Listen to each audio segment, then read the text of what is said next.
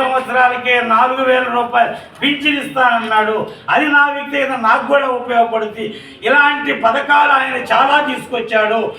జగన్మోహన్ రెడ్డి గారు పాత సీసాలో కొత్త సారాయిలాగా ప్రవేశపెట్టాడు తప్ప ఈ బహుజనులకు, ఎస్సీ ఎస్టీ బీసీ మైనార్టీలకు ఉపయోగపడేటువంటి మేనిఫెస్టో ఆయన తయారు చేయలేదు. గొప్ప మేనిఫెస్టోని చంద్రబాబు నాయుడు గారు తయారు చేశారని విశ్వసిస్తూ చంద్రబాబు నాయుడు గారి గెలుపు కోసం మా 139 బీసీ కులాలు చేసి నిరంతరం పనిచేస్తుందని తెలియజేస్తున్నాను. 3 ఎలక్షన్కి ఆయన సపోర్ట్ చేశాడు. యాదవులకు ఏం చేశాడు, బీసీలకు ఏం చేశాడు? ఆయన ఎవ్వరికి ఏం చేయలేదు. ఒంగోలు అభివృద్ధి అనేది లేదు. మన బీసీ కులాల అభివృద్ధితో పాటు ఒంగోలు అభివృద్ధి కూడా లేదు. కాబట్టి మనం అందరం ఏదైనా తెలుసుకొని మీరు కూడా మారి రేపు రాబోయే రోజుల్లో తెలుగుదేశం పార్టీని గెలిపించి మీరందరూ కూడా మన బీసీల అభివృద్ధికి తోడ్పడతారని చెప్పి కోరుకుంటూ, అదేవిధంగా ఇవాళ మన 139 కులాల ఐక్యవేదిక చైర్మన్ శ్రీనివాసరావు గారు ఈ జగన్ ప్రభుత్వం పోయేదాకా రేపు రాబోయే ఎలక్షన్లో మన బీసీలందరూ సపోర్ట్ చేసి చంద్రబాబు నాయుడు గారిని ముఖ్యమంత్రిని చేసుకునేదా వరకు నిరసనగా ఈరోజు ఆయన నిన్న చెప్పాడు నాకు ఒక విషయం. నేను నిరసన నల్ల బట్టలు వేసుకొని నేను నిరసన ప్రదర్శన చేస్తాను. మన బీసీ కులాలందరికీ నేను అవేర్నెస్ తెచ్చి వాళ్ళందరినీ మ్యాక్సిమం నా శాయశక్తులను ప్రయత్నిస్తానని చెప్పేసి ఆయన చెప్పడం జరిగింది.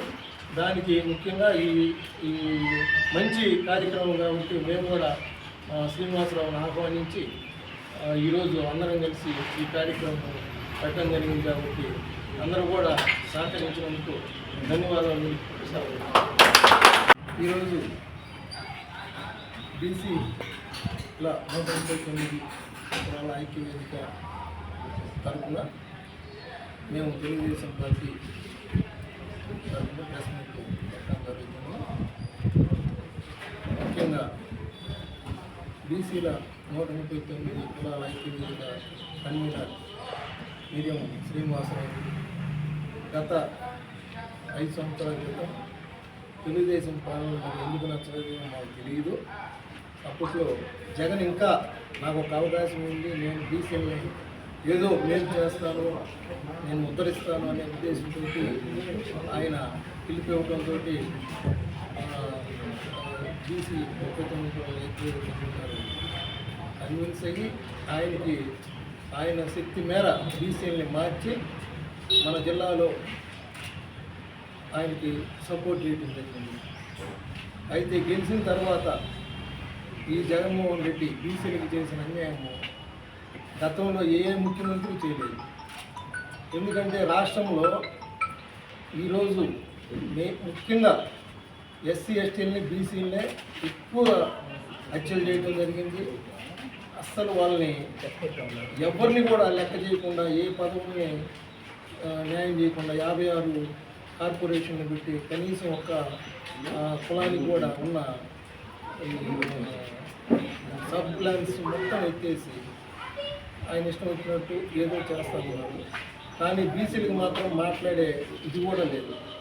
ఈరోజు ముఖ్యంగా మా ప్రకాశం జిల్లాలో ఇవాళ మా వైసీపీలో ఉన్నారు చోటా మోటా నాయకులు.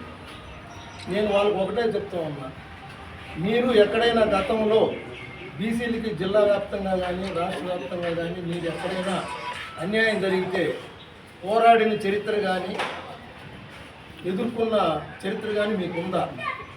ఈరోజు ఏదో మీరు నెల జీతాలు తీసుకుంటూ బాలినేని శ్రీనివాసరెడ్డి దగ్గర ఆయన తరపున ఒకరితా పుచ్చుకొని మీ స్వార్థం కోసం మీరు ప్రెస్ మీట్లు పెట్టడము, జనార్దన విమర్శించడము, తెలుగుదేశం పార్టీని విమర్శించడం చేయటం సమంజసమా నేను మిమ్మల్ని అడుగుతున్నాను.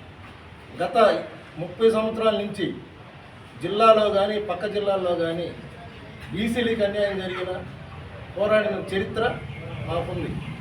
ఇవాళ మేము విశ్లేషించే అన్ని విషయాల్లో కూడా ఒకటే, తెలుగుదేశం పార్టీ ఒకటే బీసీలకి న్యాయం చేయగలదని చెప్పేసి మేము విశ్వసిస్తున్నాము. ఖచ్చితంగా జరిగేది అదే.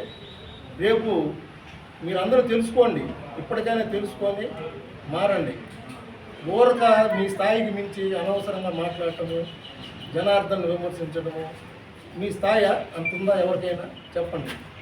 మీ స్థాయిలో ఏదో మీరు నెల జీతాలు తీసుకుంటున్నారు, తీసుకొని అంతమందికి మీరు ఉండండి.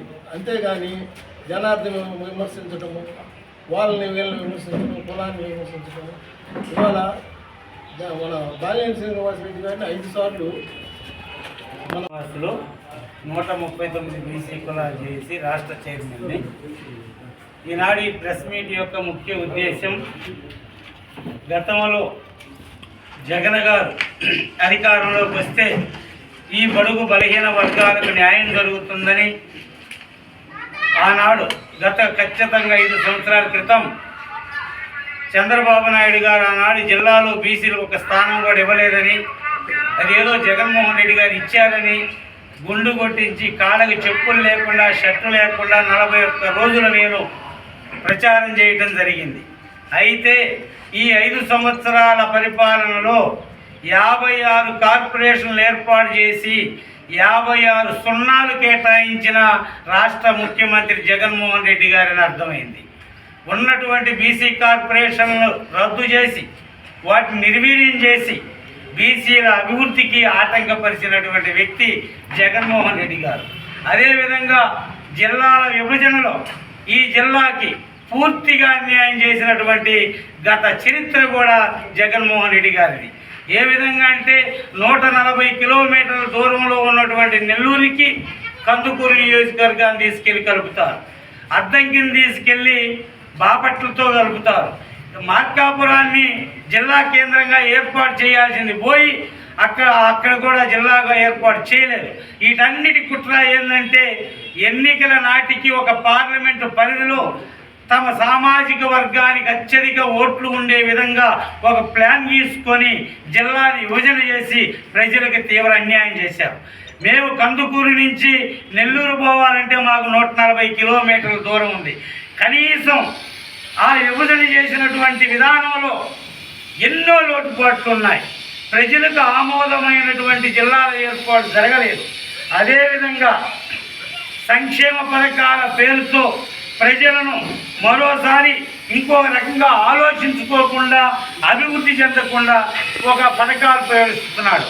1,00,000 మందికని వాలంటీర్ల వ్యవస్థను పెడితే 10th క్లాస్ కురాడు నుంచి బీఈడీ చేసిన కురాడు దాకా ఆ వాలంటీర్లుగా ఉన్నాడు. 5,000 రూపాయలకి 1,00,000 మంది నిరుద్యోగులకు తీవ్ర అన్యాయం చేశాడు. అదే వాళ్ళు బయట పని చేసుకుంటే 20,000, 30,000 వచ్చేటువంటి కుటుంబాలు బాగుపడతాయి. ఆ విధంగా కాకుండా వాలంటీర్లు అనేటువంటి పేరు పెట్టి 1,00,000 మంది నిరుద్యోగులకు దగా చేసిన ముఖ్యమంత్రి కూడా ఈ చంద్రబాబు నాయుడు అనేటువంటి మేము చెబుతున్నాం.